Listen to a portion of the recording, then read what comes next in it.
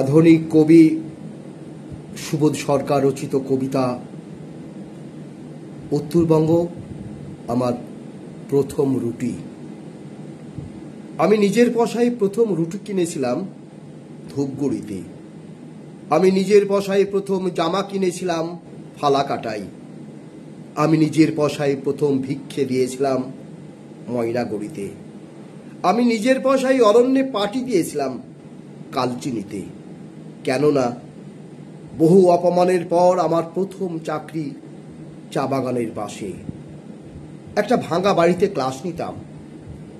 ওই ভাঙা বাড়িটাই হয়ে উঠল আমার ভারতবর্ষ, আমার আফ্রিকা, আমার ইউরোপ, আমার আমেরিকা।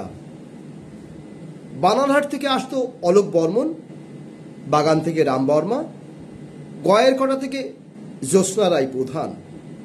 আমি পড়ে শোনাতাম কির্সের চিঠি, চেগোভার ডায়েরি, মায়াকোভস্কির কবিতা। আমি জীবনের প্রথম ওই ভাঙা বাড়িতে আত্মবিশ্বাস ফিরে পাই। ছেলে মেয়েগুলো এত ভালোবাসতে পারে। মাকে ছেড়ে এসেছিলাম, কিন্তু আমার রাজবংশী মা রান্না করে দিত। একটা একটা করে চাল বাজত, ভাত বেড়ে বসে থাকতো। মা নয়, যেন সে ভারতবর্ষ। তার হাতের তালু যেন কাকদ্বীপ, তার দুটো পা যেন শ্রী স্বর্ণশী 24 পরগনা, তার দুঃখী হাসি যেন বাংলাদেশ। তার ঠোঁটের এক পাশে কোচবিহার, এক পাশে বীরভূম। দুঃখী রাগী, চিরবঞ্চিত, তবু উদ্ধত একটি রেল স্টেশন ধূপগুড়ি। এখানের প্রথম আকাশ দেখি, আর পকেট থেকে বের করে দেখেছিলাম চাঁদ, মানে চাকরির চিঠি। চিঠির ইংরেজি থেকেও সুন্দর ছিল আকাশ, চা বাগান, ভাঙা বাড়ি, ছাত্রছাত্রী এবং মা। কেমন আছো তোমরা?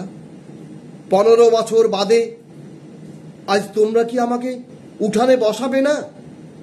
দুমুঠো খেতে দেবে না? কপালে রিভলভার ধরবে? জ্যোৎস্না রায় প্রধান, অশোক বর্মন, পূর্ণ শ্লোক, তোমরা রিভলভার চাও না আমাকে চাও? চলে যা জাতীয় সড়কে দাঁড়িয়ে বলি, এসব কি হচ্ছে? আমার উত্তরবঙ্গের মা কাটারি ভোগ চালের ভাত রান্না করে বসে আছে। দুটো খেতে দেবে না?